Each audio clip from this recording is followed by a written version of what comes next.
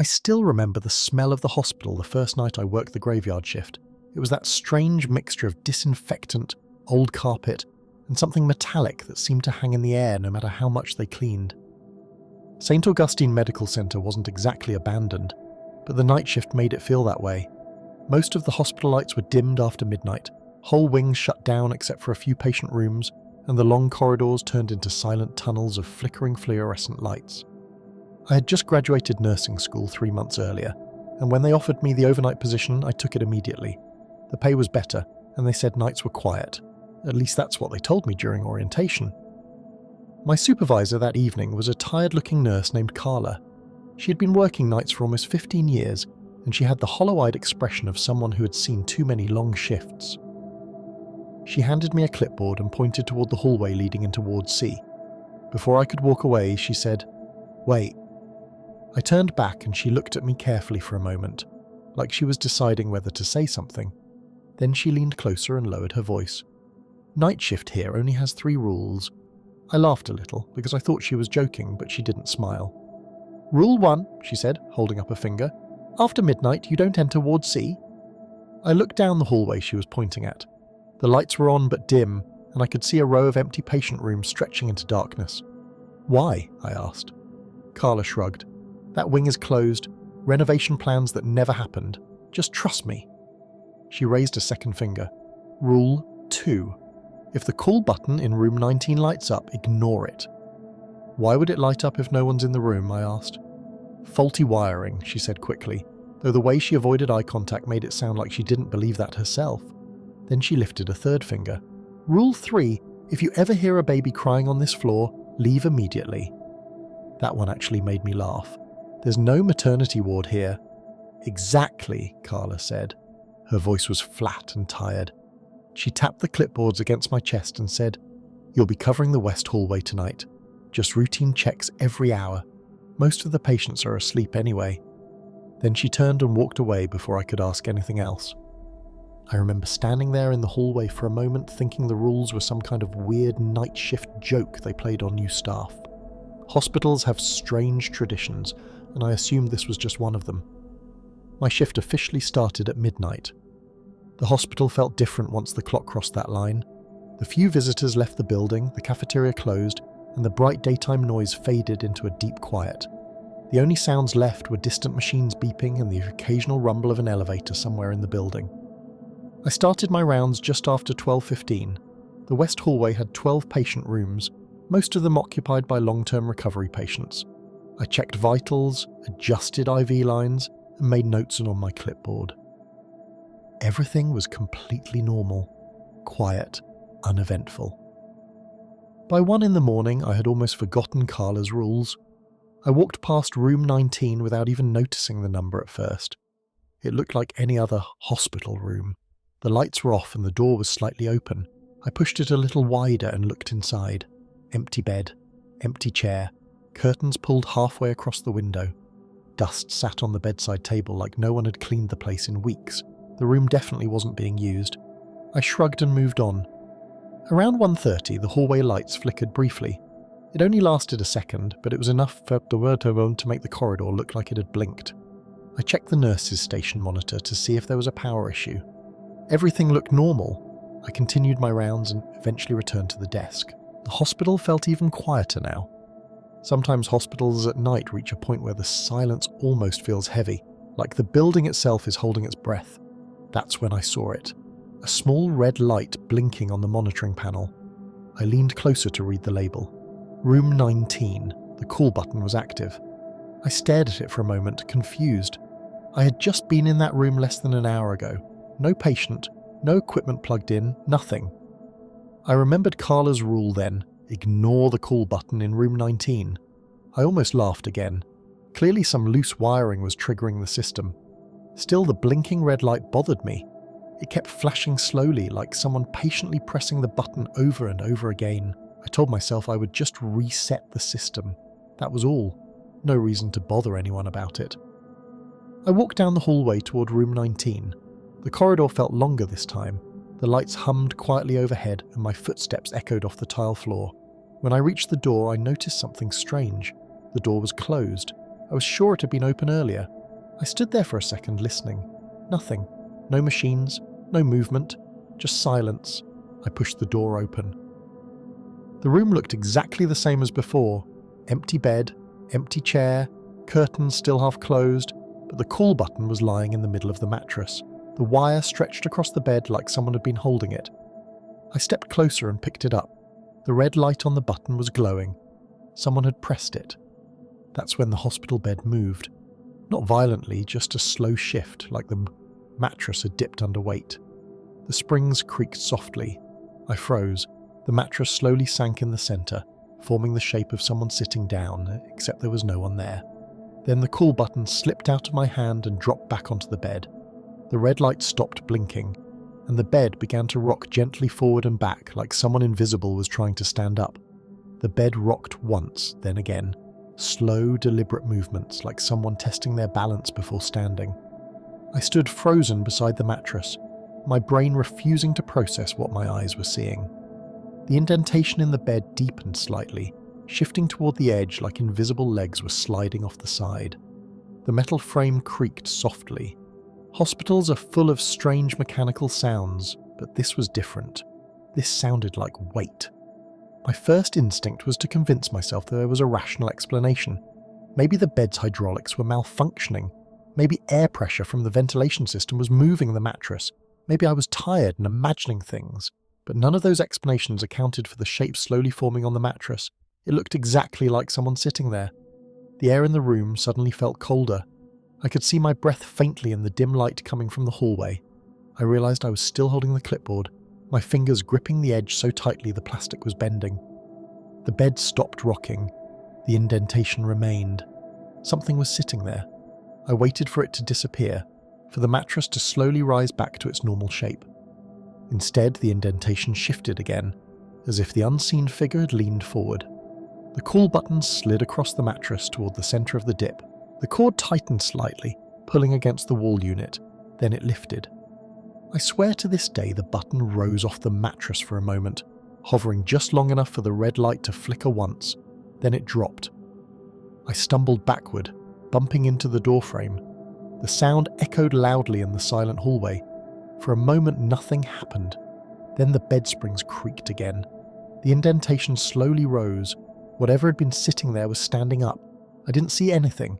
No shadow, no outline, nothing at all. But I felt it. That strange sensation you get when someone is standing too close behind you. The air seemed heavier, pressing against my back. I backed out of the room without taking my eyes off the mattress. The indentation was gone now. The bed looked perfectly normal again, the call button lying quietly near the pillow. I stepped into the hallway and immediately pulled the door closed. My heart was pounding so hard I could hear it in my ears. I stood there for a few seconds trying to calm down, telling myself again that there had to be a logical explanation. Hospitals were old buildings, full of equipment that malfunctioned all the time. Maybe the bed frame had shifted. Maybe the mattress springs were uneven. Maybe I had imagined the indentation completely. I forced myself to breathe slowly and walked back to the nurse's station. The monitoring panel was quiet now. No lights blinking, no alarms, just the soft glow of the screen. I sat down and tried to focus on paperwork. 10 minutes passed, then 15. Nothing else strange happened. Eventually my pulse slowed and the tension in my shoulders faded. By the time 2 in the morning arrived, I had almost convinced myself the whole thing was just nerves. Night shifts can play tricks on your mind when the building gets too quiet. I stood up to begin another round of patient checks. As I walked down the hallway again, something caught my eye near the end of the corridor. Room 19's door was open. I stopped. I knew for a fact I had closed it. I remembered pulling it shut before leaving. Now it was wide open, the darkness of the empty room staring back at me. A faint sound came from inside. At first I thought it was the ventilation system. Then I realized what it actually was, the slow rhythmic creak of metal springs. The bed was rocking again. The creaking from room 19 continued, slow and steady, like the bed was being pushed back and forth by someone pacing beside it. I stood halfway down the hallway, staring at the open doorway, trying to convince myself that walking away was the smart thing to do. But curiosity has a strange power when you're alone in a quiet building at 2 in the morning. I told myself I just needed to confirm the bed mechanism was broken. That was it. Maintenance issue. Nothing more. I walked toward the room again, my footsteps sounding louder than they should have in the empty corridor. The door was open wider now than before, just enough that I could see the foot of the hospital bed from the hallway. It was definitely moving. The metal frame rocked gently, the wheels shifting a few centimeters across the tile floor and then rolling back again. No one was touching it. I pushed the door open slowly. The hinges made a soft whining sound that echoed through the room. The bed stopped moving the second the door reached the wall. The mattress looked perfectly normal. No indentation. No sign that anything had been sitting there moments earlier. The call button was hanging off the side of the bed now, the cord dangling loosely toward the floor. I stepped closer, feeling that same cold sensation in the air again. Hospitals usually stay warm overnight because of the heating system, but this room felt like someone had opened a freezer door. I picked up the call button and placed it back on the mattress. My hand was shaking slightly. As soon as I let go of the button, something strange happened. The curtains near the window rustled softly. I turned to look. The window itself was closed and there was no draft coming from the vents, but the fabric moved anyway, like someone had brushed past it. Then the mattress sank again. Not in the center this time. On the edge of the bed, right where a person would sit before standing up. I took a step back immediately. The indentation deepened slowly, pressing into the mattress, like invisible weight settling down. Then the shape shifted toward the pillow, like someone lying down. I felt the cold air move past me again. Not a breeze exactly, more like the feeling of someone walking by just close enough to disturb the space around you. The heart monitor on the wall suddenly beeped once. The screen was dark. There was no patient connected to it, but the sound had come from it anyway. One single electronic chirp. Then silence again. I stared at the monitor for a moment before slowly turning back toward the bed. The indentation was gone. The mattress was flat. The call button sat exactly where I had placed it near the pillow. The room was completely still again. My nerves finally snapped at that point. I turned around and walked quickly out into the hallway. I didn't run, but it was close. The corridor felt darker than before, even though the lights hadn't changed. When I reached the nurse's station, I sat down heavily in the chair and rubbed my face with both hands. Maybe Carla's rules weren't a joke after all. I glanced at the clock on the wall. 2:47 a.m. Only a few more hours until morning shift arrived. I told myself I would stay at the desk until then unless an emergency happened. No more wandering around empty rooms. The hospital was silent again. For nearly 20 minutes, nothing happened. Then the elevator at the end of the hallway dinged. The sound startled me so badly I almost knocked over my coffee cup. The elevator doors slid open slowly. No one stepped out. The hallway beyond it remained empty. A moment later, the overhead lights flickered again. Once, twice, then everything went completely still. That's when I heard it. At first, it was barely more than a distant echo. A soft, high-pitched sound drifting down the hallway from the direction of Ward C. I sat frozen at the desk, listening carefully. The sound came again, this time clearer. A baby crying. Quiet. Weak. Like it was coming from very far away. And suddenly Carla's third rule came crashing back into my mind. If you hear a baby crying on this floor, leave immediately. The crying continued, echoing softly through the corridor, and it was getting closer. The crying echoed down the hallway again, louder this time. The thin wail of an infant that sounded impossibly distant and yet far too close at the same time. My entire body locked up the moment I heard it clearly. There was no maternity ward anywhere near this floor. In fact, St. Augustine didn't even handle births anymore.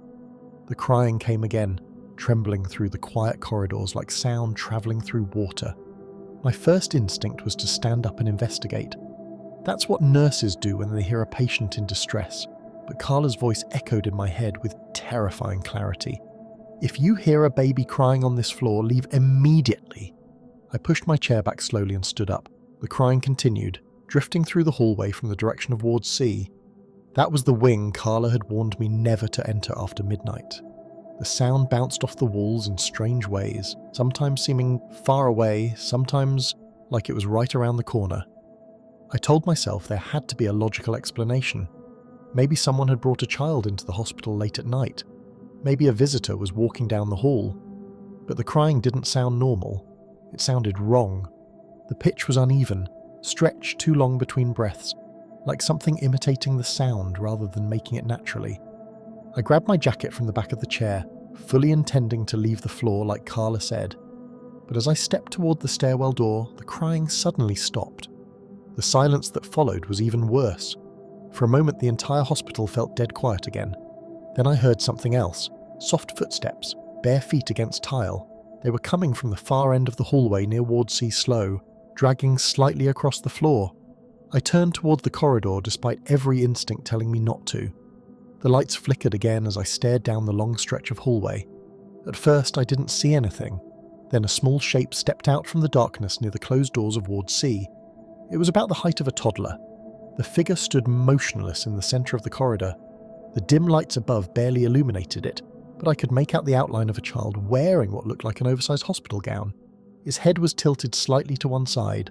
The crying started again, but now I could see its mouth. The sound wasn't coming from the child at all. The crying echoed through the hallway like it was coming from the walls themselves. The small figure stood completely still, staring directly at me from the far end of the corridor. My legs refused to move for a second. Then the overhead lights flickered one more time. When they came back on, the child was closer. I hadn't seen it move, it was simply standing halfway down the hallway now. The hospital gown dragged along the floor, and the head was still tilted at the unnatural angle. The crying had stopped again. The child just stood there silently watching me. My body finally reacted. I turned and ran for the stairwell door. The handle slammed loudly as I pushed through it and stumbled down 2 flights of stairs before stopping to catch my breath. My heart was racing so hard I thought I might faint right there on the steps. I stayed there for nearly 15 minutes before I had the courage to return upstairs. When I stepped back onto the floor, the hallway was completely empty again. The lights were steady. The silence had returned. There was no sign that anything had happened at all. Room 19's door was closed. Ward C remained dark and quiet at the far end of the corridor. The rest of the shift passed without another incident. When Carla arrived in the morning, I told her everything. The bed in room 19, the call button, the crying, the child in the hallway. She listened without interrupting, her expression never changing. When I finished, she sighed and rubbed her eyes like someone who had heard the same story too many times before. Then she said something I'll never forget. "You stayed too long," she told me. "The crying means they're walking again." I asked her what she meant by that, but she only shook her head and started filling out paperwork at the desk. I never worked another night shift at St. Augustine Medical Centre after that. But a few weeks later, curiosity got the better of me. I looked up the hospital's old records online. In 1983, there had been a fire in Ward C. The wing had been used for paediatric long-term care at the time. The smoke spread faster than the staff could evacuate the patients. 9 children died in their rooms before firefighters could reach them. One of those rooms was directly beside room 19. According to the records, the hospital sealed the entire wing shortly after the incident. Officially, they said it was due to structural damage. But the night staff kept a different explanation alive. Because every few months, during the quietest part of the night, the call button in room 19 still lights up. And somewhere down the hallway near the doors of Ward C, people swear they hear a baby crying.